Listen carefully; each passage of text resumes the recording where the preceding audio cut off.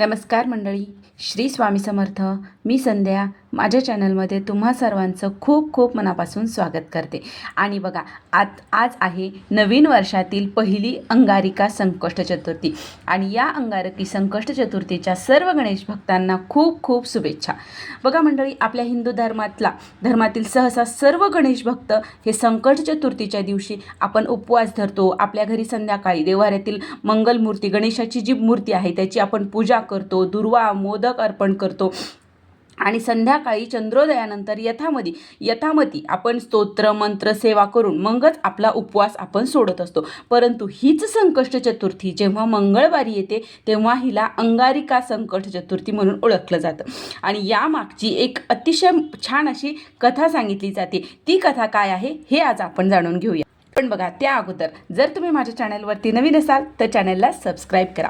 तर बघा मंडळी, कृतयुगात अवंती नगरीत वेदैक्त अग्निहोत्री ऋषी भरद्वाज हे महान गणेश भक्त असून त्यांनी या युगापासूनच मानवसृष्टीला गणेश पूजनाचे महत्त्व पटवून दिले होते. आणि ह्या ऋषींकडूनच पृथ्वीच्या गर्भातून अंगारक नामक जास्वंदी वृक्षाच्या सानिध्यात रक्तवर्णीय भौमपुत्र जन्माला आला होता, जो 7 वर्षाचा झाल्यावर पृथ्वीनं त्याला पुन्हा भारद्वाज ऋषींच्या स्वाधीन केलं. भारद्वाज ऋषींनी त्याचे उपनयन केले, वेद शिकविले, अनेक गणेश मंत्र देऊन त्याला उपासना करायला सांगितली. त्यानंतर हा मुलगा अरण्यात गेला. त्याने 1,000 वर्ष तिथे तप केलं, गणेशाची उपासना केली आणि भगवान श्री गणेशांना त्यांनी प्रसन्न करून घेतले. आणि ज्या दिवशी त्यांनी प्रसन्न करून घेतले तो दिवस होता हाच मंगळवारी आलेली संकष्ट चतुर्थीचा. स्वर्गात राहून अमृत प्राशन करायचा आणि त्रैलोक्यात विख्यात व्हायचे वरदान त्याने भगवान श्री गणेशाकडे मागितले.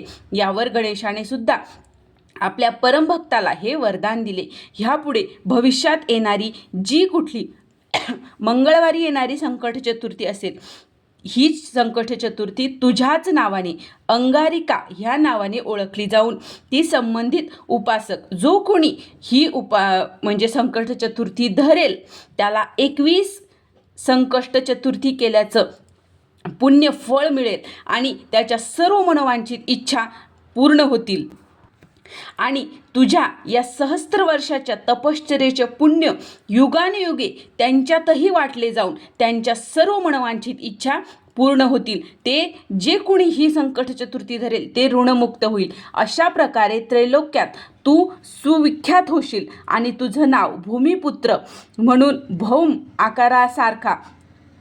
आकाराचा सारखा लाल आहेस म्हणून अंगारक व शुभ करण्याची शक्ती असेल तुझ्यामध्ये म्हणून मंगळ ह्या नावाने तुला ब्रह्मांडातल्या आकाशात ग्रहामध्ये स्थान मिळेल व तू सदैव अमृत प्राशन करशील, अशी गणेशांनी त्यांना वरदान दिलं. तेव्हापासून अंगारिका संकट चतुर्थीला अत्यंत महत्त्व प्राप्त झालेले आहे. म्हणून ज्या गणेश भक्तांना प्रतिमासी म्हणजे दर महिन्याची येणारी जी संकट चतुर्थी आहे हे व्रत जर तुम्हाला धरणं शक्य नसेल, उपवास करणं शक्य नसेल, तर तुम्ही एक अंगारिका संकट चतुर्थी न चुकता आवर्जून आपल्याला ही संकट चतुर्थी धरायची आहे, उपवास करायचा आहे.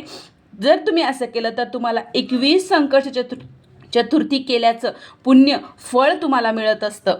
आणि बघा मंडळी, आज मंगळवारी जी येणारी संकट चतुर्थी आहे ना, ही वर्षातील पहिली अंगारक योग असल्याने आपल्या कोणत्याही मनोवांछित इच्छा असो किंवा महत्त्वाचे आपलं कार्य आहे ते मार्गी लागण्यासाठी आपण हा अंगारिका संकट चतुर्थीचा उपवास अवश्य करायचा आहे. कारण आज ब्रह्मांडातील मंगळ ग्रहाच्या पुण्यलहरी कैक सहस्त्रपटीने पृथ्वीकडे आकर्षित होत असतात. आणि त्यामुळे जर आपण हा उपवास केला तर आपल्या सर्व मनोवांछित इच्छा पूर्ण होत असतात आणि निश्चितच या गोष्टीचा आपल्याला फायदा होत असतो.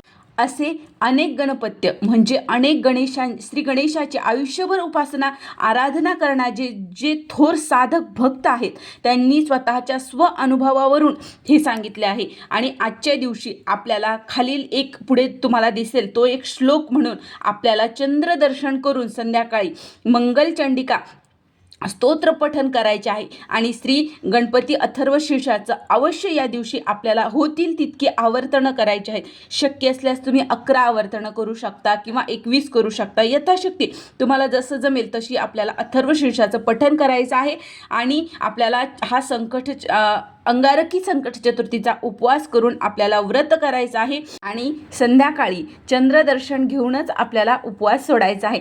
तर ही छोटीशी माहिती होती. अंगारिका संकट चतुर्थीची कथा काय आहे हे मला तुमच्यापर्यंत पोहोचवायचं होतं. जर तुम्हाला हा व्हिडिओ आवडला असेल तर व्हिडिओला लाईक करा, जास्तीत जास्त लोकांपर्यंत हा व्हिडिओ शेअर करा आणि माझ्या चॅनलला सबस्क्राईब करा. श्री स्वामी समर्थ.